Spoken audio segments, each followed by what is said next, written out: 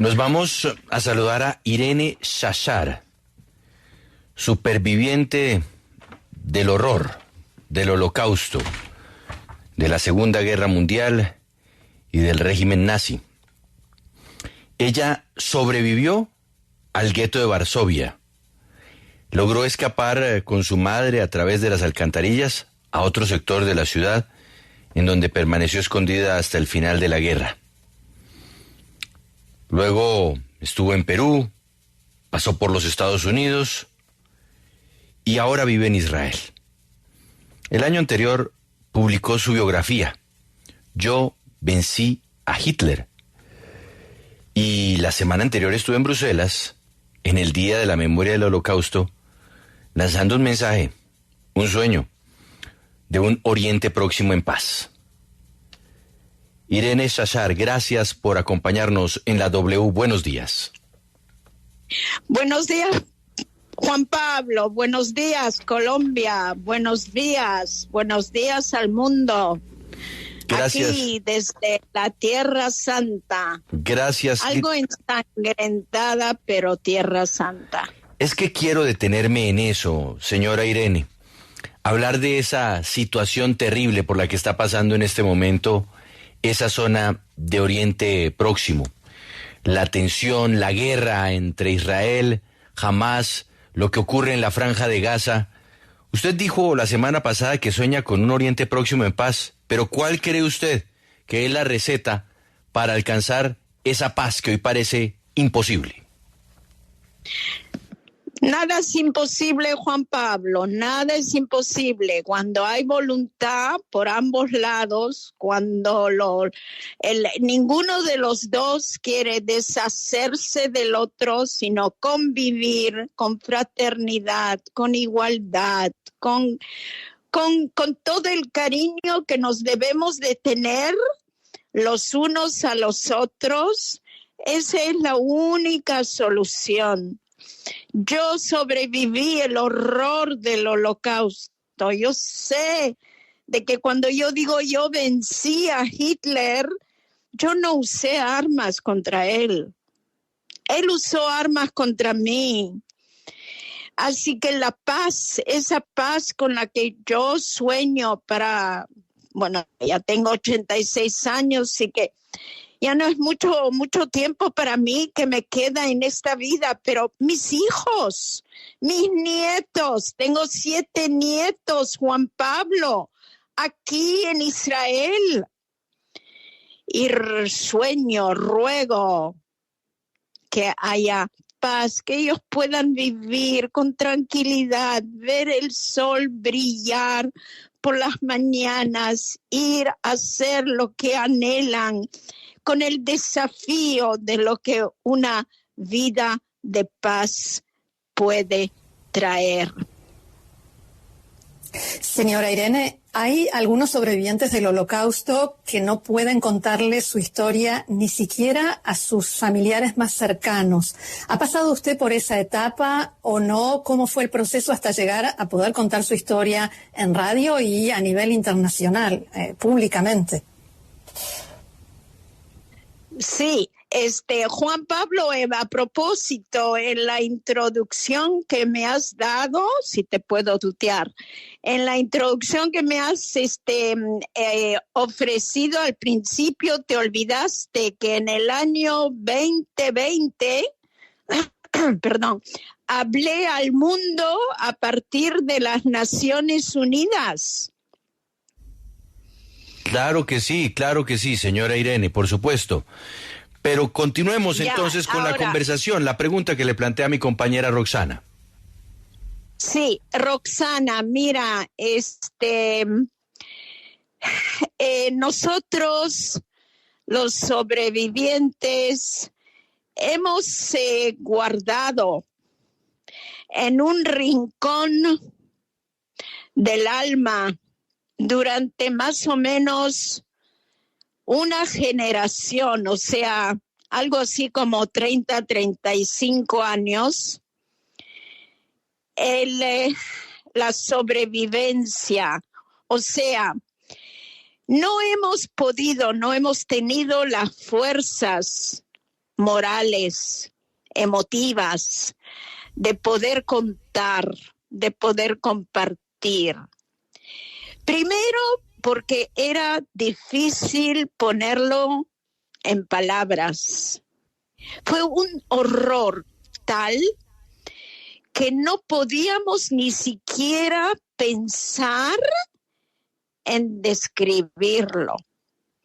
Entonces, el corazón sangraba cada vez que abríamos la boca y empezábamos a contar, y la gente que nos rodeaba, que no había pasado por ese terror, ese infierno terrenal, no podía comprenderlo, no lo creía. Pensaba en momentos de que estamos ensanchando, ampliando, exagerando nuestras propias historias de vida. Por lo tanto, decidimos callar.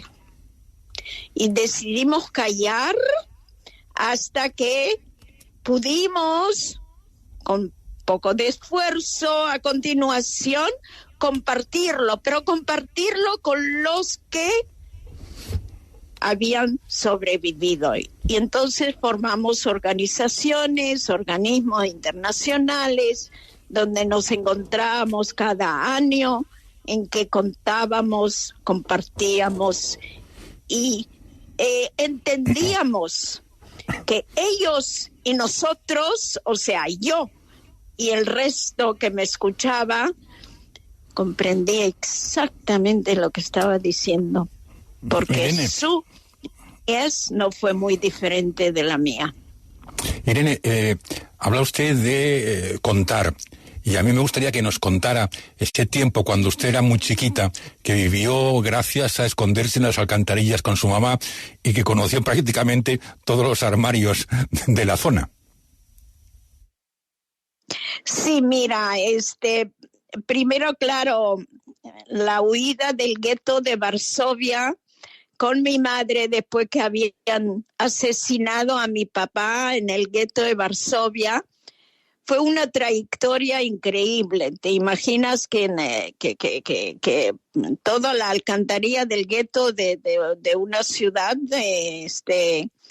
yo empujada por mi madre por atrás, como un animalito, encuentro de ratas, pestidumbre, pestilencia, y con mi muñequita la lechka, hasta que llegamos a un momento en que mi mamá, no sé, hasta hoy nunca lo sabré, cómo encontró la salida para poder levantar la tapa de esa alcantarilla y poder salir, poderme elevar para que yo saltara y pudiéramos estar en la parte donde en la parte de Varsovia, donde los judíos estaban prohibidos, pero prohibidos con P mayúscula, porque ahí sí, el que me reconocía o me reconocía a mi madre como judía, la fusilaban en el momento, sin pensarlo dos veces.